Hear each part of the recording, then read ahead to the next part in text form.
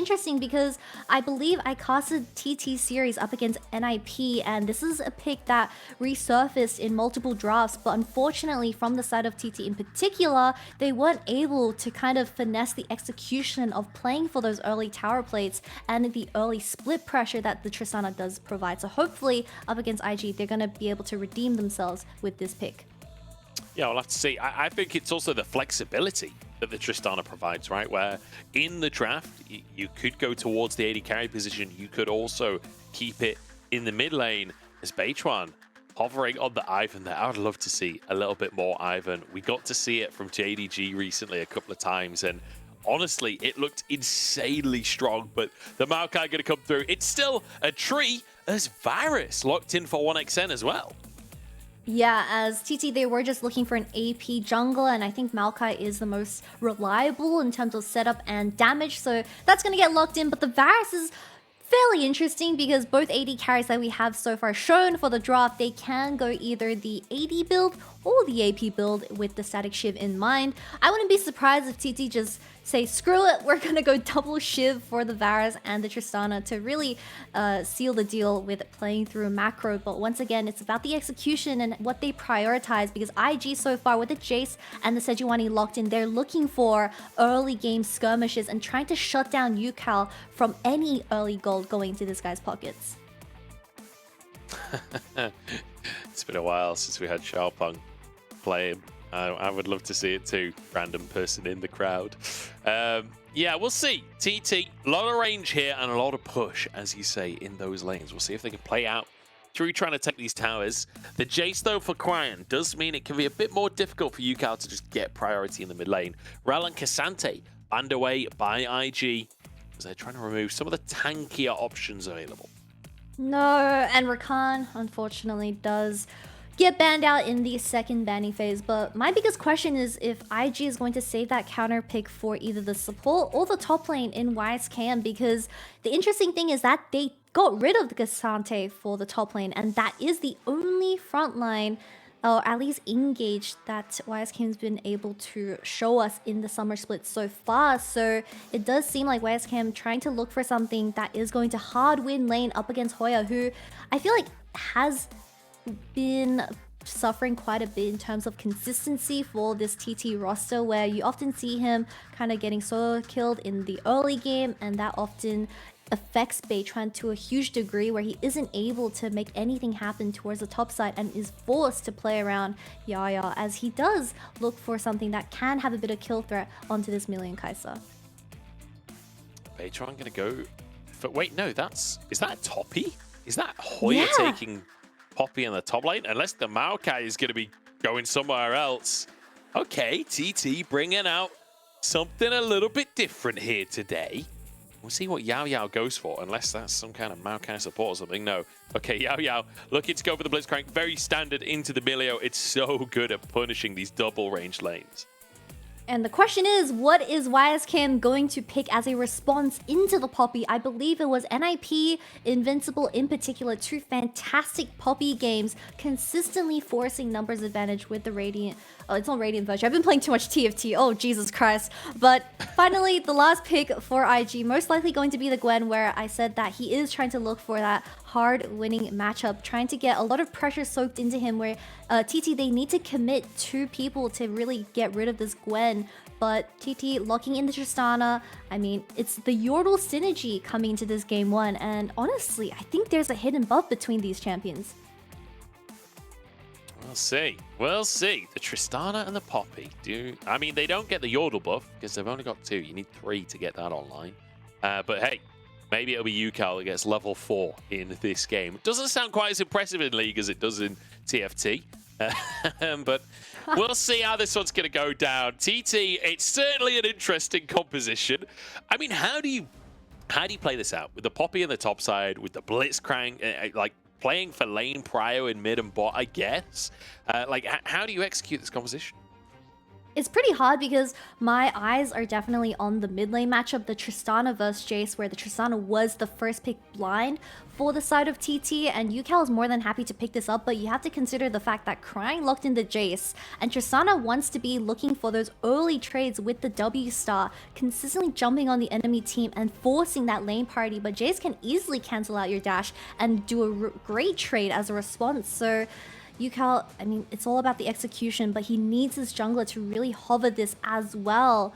So the difference is, for the side of TT, is that they have a Blitzcrank that can accelerate the game tempo and force things happen for the side of TT, while on the other hand, the Millier and the Kai'Sa getting locked in. Not a pairing that we see often in the LPL, but looking for those late game is going to be key for IG with this Gwen locked in for a Wise Cam.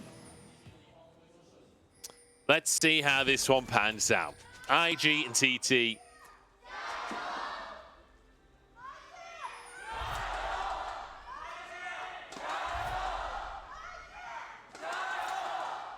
Okay, IG fans out in force. I just interrupted myself mid-sentence just to let the gyros sound out. But yeah, we'll see how this one's going to go. 15th, 16th up against each other, literally playing to remain in existence in the LPL, to be honest, as like, if you get to 10 losses, sure, you're not mathematically out of the equation just yet, but like, if everyone 10th and above gets just a single extra win for the rest of their split, and most of them have 4 games or 5 games remaining to get that one win, that means 10 losses is enough for you to be eliminated from playoffs. So whoever loses this one will essentially be eliminated. Ooh, cheeky little Q to start off the lane here. 1xN. Going for on hit, though, has that lethal tempo available. Something that I really enjoy with Varus coming back into the meta is he is one of the rare cases of an AD carry that does extremely well of AP items, where we've seen multiple instances of, I think it's maybe Riftmaker alongside the Shiv, but of course, like you said, the on hit with the lethal tempo is going to be what 1xN. I call him Li Xiunan, his Chinese name, so it really trips me out when I say 1xN. But anyways, there's a couple of names that is a bit of a tongue twister in the LPL. However, we do have both junglers starting their red buff and working towards the opposite sides of the map, where I feel like we do have TT with the opportunities to set up for early ganks, and they would love to force flashes out of On and Wink to look for those repeat ganks as well. They certainly would. They can find those opportunities. Beichuan on the bottom side, and oh my lord, flashes over the back of the Dragon Pit. He wants to get in this bottom lane. On and Wink. Summon is available here, but what can happen? Yao on the Blitzcrank, flashes to get the knock up here as Beichuan moves into the lane. Wink the target, knocked back, and put on a silver platter for 1xN. There it is, the flash for flash trade, but Yao comes out on top with the Hex Flash as Wink. I mean, that was just really well played from Beichuan. I don't think IG's bottom lane would have expected this Maokai to be flashing over the Dragon Pit wall, as they did have a ward in that Tribush. So that's what you expect out of the Blitzcrank, and this Millier gets rightfully punished. Fantastic stuff coming out from Beichuan, because, like you say, nobody's expecting that kind of play, but it gets you so far ahead, and Varus ahead in the laning phase can be so oppressive to try and deal with the range that you have on the queue. You mentioned the mid lane matchup earlier on, and it feels intense. Every time we pan over to the mid lane, like there's skill shots flying in both directions, trying to stay even in the trades. As Tianzhen on the bottom side for now will get that Scuttle Crab after finishing his first clear. Maybe could move up towards the top side for the Crab, as Beichuan only just finishing in his blue, but obviously Tianzhen doesn't have vision of that fact, as Ucal training with Cryin getting the best of it. Oh, the final Q does land, but Cryin is out of mana now, so Tianzhen just trying to force this wave in while Ucal has that TP available. Just gonna safely farm this up. I don't think IG has what it takes to kill off the Tristana, even though they do have all summoners available, but I think the main difference is that Ucal decided to take the fleet over the hub for this game one, so he does have that extra bit of sustain up against Cryin, where he needs to get that combo up to really proc the phase rush and get full value out of this rune page. But we do have the Raptor camp getting stolen away from Beichuan, but it should be fine, as he did get that bottom lane roam kind of executed well. He certainly did. chicken stolen, as you say. It's a good bit of punishing from Tianzhen, getting that on first. Respawn. Beichuan will just have to settle for his crook. So reasonably quiet in the early game with Yao Yao. X-flashing, try to find It's a horror game in the angle. bottom side. Yeah, he's looking for the jump scare at this point. Not quite finding it though. And Hoya doing okay in the top side as well. I mean, let's talk a little bit about this Poppy matchup against the Gwen as we get to see Hoya using and abusing that steadfast presence. I feel like for the early game, the Poppy will go relatively even up against Gwen as items aren't coming online, but when Wise Cam gets really annoying on this champion is at the 3 item mark, or at least 2 as TT. If you look at their composition, I feel like no one can really face off against Gwen. Even for Ucal, who is supposed to be the side lane push, I think Ucal can just buffer this initial engage if Tianzhen goes for this. I mean, who needs to buffer it? Ucal just dips, jumps out of the play. And the wave will be slowly pushing towards him. I say that, it is a Tristana, so even if you just last it a tiny bit, quite often can stop the wave pushing. That is so funny because Wink puts the ward at the back of the pit just in case Beichuan goes for another psycho gank onto this Milia. Run for your life, Wink! Ooh. Good bit of footy coming out from Wink there. Kicks the ball straight at Yao Yao's face, knocks him back, keeps himself safe. So just about get it. Honestly, if TT had had any vision in the river there, I'd been able to see Wink coming back from Drake. He's dead 100%. Still flash on cooldown as Ucal taking the brunt of this one. Oh, Cryin couldn't quite finish the job. Knocked back by the buster shot of Ucal, but my goodness, valiant effort on the all-in. Yeah, no TP available for Ucal either, and just like you said, a great trade out of Cryin, hitting the Q and then just instantly dashing onto this Tristana, where she didn't use the W at all. But I mean, IG's draft one. Tianzhen has the ultimate. Yao Yao gets it turned around onto him, and that's more like it from the side of IG. Yao Yao caught out of position, ulted and finished off. So well played by Tianzhen to answer the early pressure from Beichuan. They will be able to pick up this first dragon of this game 1, but just taking another skim look at IG's composition, I mean, my biggest question for this team is when Wisecam is given a carry champion, he doesn't have what frontlines really provide, which is setup. Can 1xn steal this? Come on, observers, don't zoom in on that. Try to do it with the hail of arrows as well. Like, I respect the attempt, like, because the QW is extremely good at stealing objectives later on in the game. It does more than Smite does onto things like the Baron, but hail of arrows, less so. But he was spotted? Does that mean Tianzhen was on vision and Yao Yao still died to this? 1xn had flash, so he's more than happy to be walking up in that lane, but Yao Yao just disrespecting the Sejuani, who was level 6 on vision, as they do kind of crawl back with that 1-to-1 scoreline. He's got to have been looking like somewhere else on the map or something, right? Like how do you see a player there and not respond at all? He must have been looking at a different lane, maybe checking out what was happening in mid or something. Tianzhen finds the punish though. Yao Yao, really bit of a weird one from him. And you know, I came into this talking about aggressive play. And that being the way forward in League right now. Doesn't feel like either of these teams necessarily on that page, but IG having not only a tiny bit of a goal lead early on in this game, but an advantage in that top side. Like you said, it's going to be difficult for anyone to match YSKM. You've got a Jace that can play the other side lane. I like the composition from IG. Tough for them to contest this Herald, but Arn is trying to move over. They might be too late on this one. The eye will be procced. This should be finished off. So even though Arn has moved over to try and get into this play, it's too late. Ucal clearing away in the mid lane while Hoya's in the bot lane. You also have to consider the fact that Tianzhen didn't have that Glacial Prism available for that Rift Herald, and as a Sejuani, they are the sole engage. I don't think they have what it takes to kill YSKM, even burning the Maokai ultimate, spotting out Tianzhen here. The turnaround onto Beichuan, forced to flash away as Tianzhen goes in and on. Follows it up to find the kill, but the hook underneath the tower. Tianzhen gonna go down here, but he does manage to finish off Yao Yao before he does. So 1xn getting 2 kills off the back of this early game, but under a lot of pressure himself as on taking a turret shot that he probably shouldn't have. Surprisingly, TT, after taking the Rift Herald, they still force onto YSKM, knowing full information that the bottom lane... Oh, another kill in the mid lane. Cryin. Forces out the... Oh, okay. Ucal forces out the flash, but couldn't actually finish off the kill. Cryin in a bit of trouble there as Hoya put some pressure onto YSKM as well. Got a plate in the bottom. Like, look, this game has been kind of chaotic, honestly. I was saying that it was quite a quiet one, but since the Herald, things have sped up.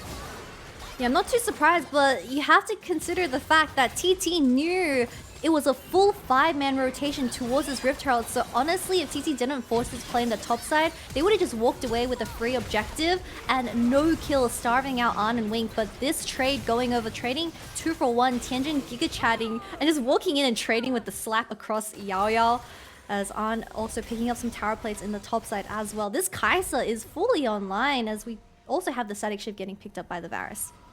Yeah, Ant's going to head back to base and finish the shiv off too, so even push between the two AD carries, both of them being able to abuse that static shiv. So fairly even state in the game, honestly, because it feels like the AD carries have been the ones getting all of this early gold as well. So feels like both compositions still very much can play out their win conditions. Hoya, the next target for Tianzhen. And I asked to see something more from Tianzhen across the course of today, bringing out the Sejuani this time as the Rengar was banned away. And so far, so good. Yeah, so far so good, but once we do reach 5v5 in the mid to late game, the execution on the Glacial Prism has to be perfect. Looking at IG's composition for this game 1, it quite literally is only Tianzhen on the Sejuani with a single hard CC out of the entire roster. So unless they play through Crying's poke once those items come online, like the Mana Mune, it's going to be pretty hard trying to force fights on their condition, as I believe Tianzhen did get spotted out through the minions, and Hoya just kind of runs away. YSKM actually going to use the needlework, but punted to the other side of the rift. So shouldn't be in too much trouble as Cryin caught by the roots here. Yao, the perfect follow. The CC chain is absolutely disgusting. And it sets up for a kill for Ucal. Very nicely done by TT. A great follow-up play from the jungle and support of TT, noting that Cryin had to trade the flash from an earlier exchange, and that's the Rift Herald dropped for Ucal, and 4 of 3 plates going into this Tristana's pocket, and a much cleaner start to what Ucal can offer on this Tristana. Yeah, huge portion of gold given over to Ucal there. So he's starting to get a little bit ahead. As Cryin, it felt like, was starting to win out the matchup in the actual 1v1, although Ucal did put some pressure on him, forced that flash. The trades in general felt Cryin favored. I don't know, it was kind of back and forth, to be honest. He's got a small CS lead as TT looking for that second Drake, trying to deny IG, stacking it up. Tianzhen, he's given his life for a previous play, tries to do it again as the football goes in from Wink, but Tianzhen will go down and now resets for Ucal as Hoya has found Arn from behind. In comes Ucal, but he wasn't ready for the initial play. And Arn slowed. Can they finish this one off? Ucal, no summoners. Hoya flashing for the slow again. He's almost solo killing him, and Ucal just about steals credit. It's a disaster for IG. I mean, the dragon's already gone, going into the hands of TT. Tianzhen ults in late, but I'm hoping we get a replay because the one word to describe IG is the disconnect between the mid and jungle of IG, where it truly felt like the Sejuani was engaging 1v3 while Hoya following up with a clean flank onto An as well, burning the cleanse out of him. That is not the play you want to be given over to TT. Cryan's going to try and get a reset off here, but I don't think he's going to get away with it. The roots coming in. Cryin jumped on by Ucal. The damage is there. And I guess this is the rest of the game, right? Ucal and Beichuan, the terrible twosome, absolutely shredding Cryin. All right, Munch. Cryin TPs to the play and instantly goes bottom lane, but that's exactly when Tianzhen goes in 1v5 as the 1v4 as the Sejuani as Hoya on this Poppy as well. Not getting the W into the Kai'Sa, so it could have gone a lot worse for An, but still 3 kills into this Tristana's pockets now. This guy is going to be so hard to lock down. They're trying to dive onto Hoya. He just sends one packing and walks away for the play. Traded the tier 1s across the map here. Herald coming up in 15 seconds though. There's a reasonable presence from both teams. Yep, as Wise Cam, he is kind of just shredding a tear at how the early game has gone. As we talked about how IG, they have great side lane threat, but it does reach the mid to late game as no one can really face off up against the Gwen, considering the fact that Ucal definitely has to jump into Gwen's little bubble to challenge him. But TT now working towards his Rift Herald, most likely going to break open one of the tier 1 towers, or maybe even force the T2 in the mid lane. But we'll have to wait and see, because this is exactly what TT want. Ucal now having the Kraken Slayer, no Shiv, so that's great. But I feel like when you are given this lead, there is just so much damage while crying. He has to wait for that man immune. Yeah, I feel like there's an extent to which, like, Static Shiv is one of those items that having more than one of it on your team, unless your long-term plan is to play side lanes, feels kind of meaningless, right? Like, the big benefit a lot of the time is the wave push that you get from the item. Not that it doesn't do damage, not that you can't build for it to do a lot of damage, but generally speaking, I think one on a team is usually enough. And Ucal playing kind of more classic crit AD carry, scaling up towards later on in the game. We'll see how he's going to be able to do in these team fights. So far, so good, though. 3-0 and 1, 2-0 and 1 for 1xN as well. They are feeling confident. They're feeling like they've got a clear game plan, and they're executing it well. You already see that Beichuan and Ucal working really well together, even getting that pick onto Cryin from an earlier skirmish. They have a clear idea of how to execute this mid-game, and kind of just putting extra pressure onto Ucal is the way to go. But, you know, I was thinking, since 13.12 is usually named League of Shiv, do you remember a time called League of Stopwatch where players would get a stopwatch at 4 minutes, and there would be like 3 dives in the first 5 minutes of the game? I do. I mean, that is literally only like 2 years ago. It's not it's not that hard to remember that far back. But yeah, I mean, to be honest, I kind of hated League of Stopwatch. Like, it was fun for a bit, but it got a little obnoxious where every single player had a stopwatch for the first fight. And like, I remember there was one game, I forget who was playing, but there was like literally 10 stopwatches in like a 10-minute fight or something like this, and you literally saw every single player go into stasis across the course of the first skirmish. Absolutely mental stuff. Something that's really interesting is that Tianzhen has decided to go the war mods alongside the I'm having a brain fart, but I honestly think, yeah, the Balmy Cinder, but I honestly think Tianzhen could have gone with the Even Shroud approach, as that does allow for a lot more damage to be dealt by Cryin and YSKM if you do decide to work alongside your solo laners.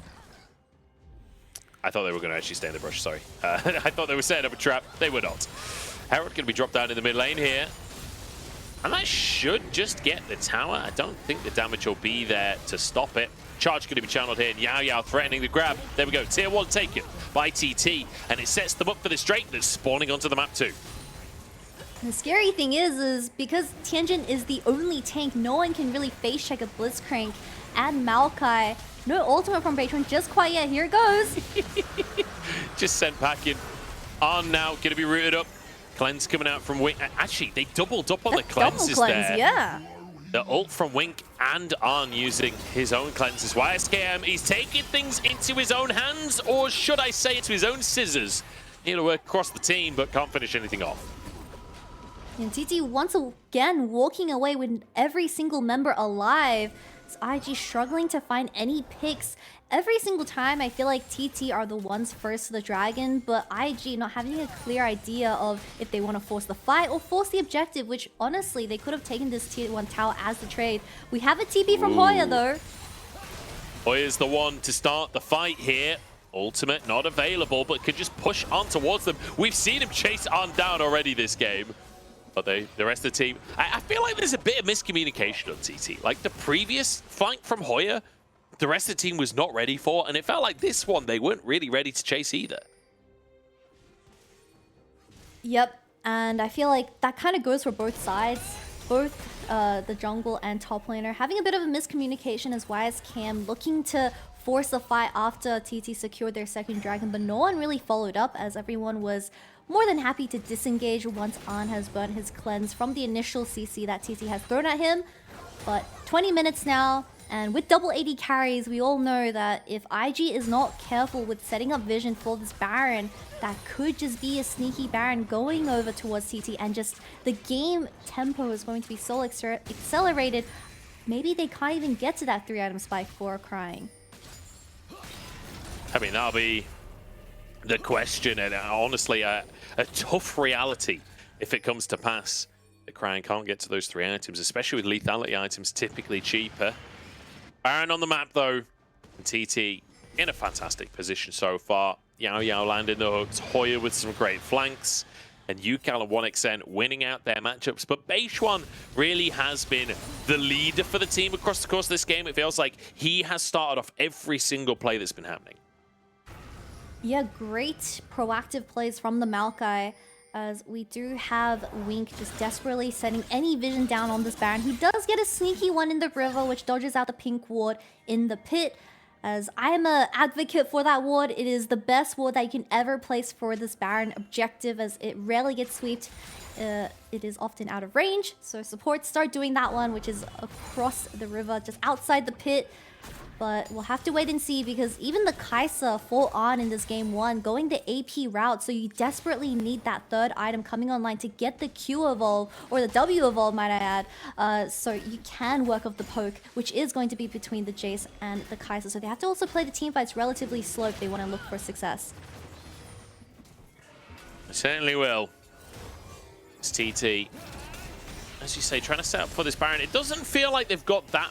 I mean, honestly, I've seen teams have smaller advantages and have more map control. I feel like TT could muscle in a little bit more than they currently have been. But perhaps they can move in now that Hoya's cleared that wave from the top side. Try and fight it. Hang on, Hoya. Just blast coned at like 4 people, and somehow they backed away from him. Yeah, you raise a really good point, because we already saw that Yao planted down great vision at this Baron, having complete control.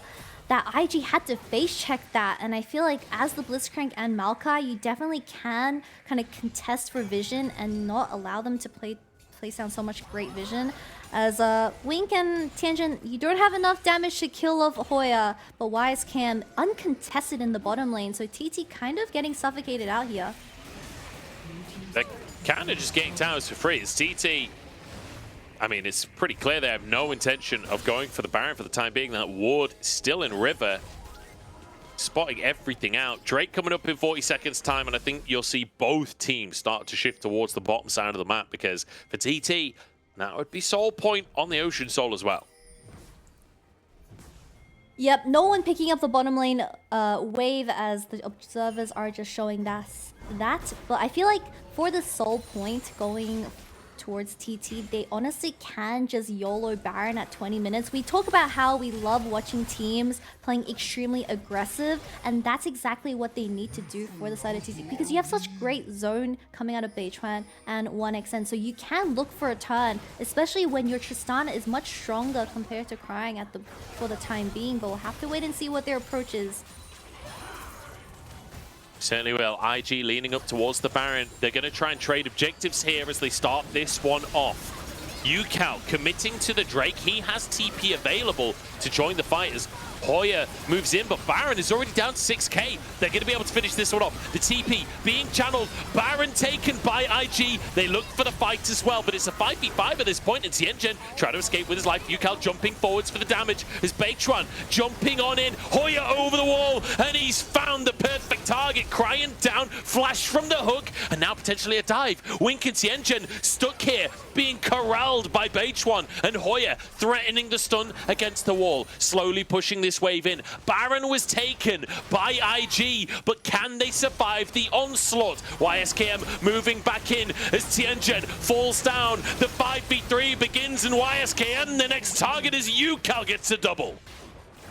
Honestly, how does IG even get that Baron in the first place? Because TET, they decided to not even trade for the Dragon. Ucal committing the TP as well. They are going to get 2 towers as a return, but that's going to stagger the game out so much longer for IG, which potentially on in the next back can be picking up his third item, and that is going to be a very tough situation given the lead that TT was able to generate. Beichuan was just not even in the fight to begin with, so they were under no contestation for IG, shredding down the Baron with YSKM on this Gwen. But Hoya flashing over the wall, connecting onto Cryin, so that takes out one of the main DPS of IG. But I honestly feel like YSKM with the Baron buff is a lot higher value compared to someone with like Wink on the Milio, where IG, they should have just left and abandoned Tianzhen and Milio under this tower, have the Baron buff available for Gwen, and play towards the side. But unfortunately, that's not what happened.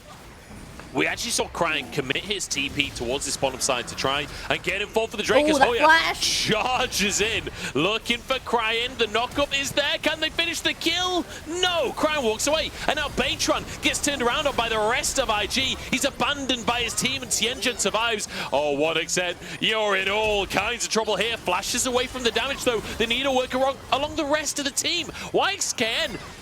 YXKN, 1xN survives as Tianzhen goes back in, on dives into the backside of the fight, and IG turning the game around again. Baron in pocket, and maybe more kills too. It's too chaotic, Muncahbles. How does IG come back into this game? They just played with the range so well, using all initiation onto Cryin, but he gets out. And he also returns with a couple of shock blasts while YSKM is just chowing down on this Varus. YSKM doing so much for his team there. They really overcommitted trying to get onto Cryin, and they sacrificed the rest of the fight. So YSKM finishes another tower off. And look at the gold. We are almost dead even after all of the dust settles. Cryin, great flash to start it off. Yeah, and this Maokai struggling to find his picks onto the opposing team while we have Ucal committing all abilities onto Cryin, and the Jace doesn't die. And IG just playing front to back without your Maokai available does mean lacking that front line, so 1xN goes unprotected for this entire team fight. And I feel like once you do reach this stage in the game, Tristana doesn't offer as much in the team fights, and it's going to be a real struggle. 1xN just walks into that cube. Great shock blast from Cryin to seal the deal, but these team fights are going to be so rough because we talked about how TT, they had that lead in the early game, but it felt like they weren't snowballing enough and they kind of ran out of time. I feel like as well, Yao just missed every hook across the course of the fight, which I'm not just trying to call the guy out, but he's on Blitzcrank. Like, I can't not mention it without not doing justice to what's happening in the game, because Blitzcrank, if you don't hit the hooks, you don't exist as a champion. It's essentially a 4v5 fight if Yao's not hitting hooks. So for TT, it's basically an impossible situation after they hard commit to Cryin. They then lose the start of the fight because Beichuan goes down. 1xN is essentially abandoned by the rest of the team, and Yao doesn't hit anything. I feel like everything that could have gone wrong in that fight did go wrong for TT. Yep, most definitely. As I mean, it's a very rough situation to be Blitzcrank because not everyone's going to be perfect. As I always have the saying, it's not about the hooks that miss, it's about the ones that land that matter. However, we talked about how... that only applies if you hit any.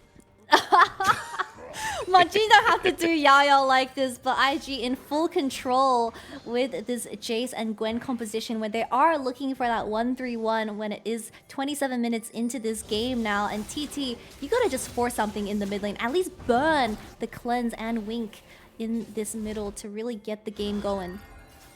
Crayin's been found by Hoya here, and a TP coming out from Ucal as well. Hoya just playing to keep Cryin in the play. Ucal over the wall, blast cone as well to jump on the spot basically there. I mean, Cryin, there's nothing you can do on this one. He's going down. Yao somehow grabs the kill. I'm not quite sure how that occurred. I think that was his passive, actually, that got the kill, the lightning from the sky. Beichuan trying to clear in the mid lane as the answer from IG comes out. But it won't be anything. YSKM pushing away from the bot side, but Hoya will be there. What is happening in this game, Kitty? It's not about the ones that miss, it's about the ones that matter is my motto. So Tianzhen, you know, you go girl. You throw that Glacial Prism blind into 1xN without any follow-up. That is going to buy some time to allow Beichuan to re-secure this vision towards the top side with Baron. I'm going to go out on a limb here and speculate on what the potential play was that they were trying to achieve. And that's that if the Glacial Prison hits, there's no minion wave currently there. Arm can W, ult, and just one-shot 1XM. I think that is the play they were trying to set up. Unfortunately, they didn't. Here we go, flash into the action as Tianzhen just gets wrecked. And now the rest of the team will be annihilated too, but YSKM has something to say about it. Chasing out Yao on the top side of the play. It's a 2v2 on the opposite side of everything as Wink chased out here on the next target, and the bomb ticking away as 1xN with a triple kill. Wink goes down, and TT somehow find 5. It went from just bad to worse for the IG roster, not having the only hard CC to lock down the side of TT in Tianzhen's abilities. He flashes in and forces something, but TT, their double AD carries go untouched, and they're gonna end the game. I like Tianzhen, he's got a lot of health, but he doesn't actually have tanky stats with the Warmogs. He missed that one as well. Just sent on home. And I asked to see something other than Rengar. I regret saying that. I want to see the Rengar again. I don't want to see the Sejuani. TT take game number 1. And, you know, it was not a clean win, but I feel like they had their game plan. They knew how they wanted to play it, and I like the composition that they drafted. You know, playing of the enemy's mistakes is definitely also a type of way to success, and that's definitely helping in the case of TT, as it did get a little bit scary with the Baron going over towards IG, and especially YS came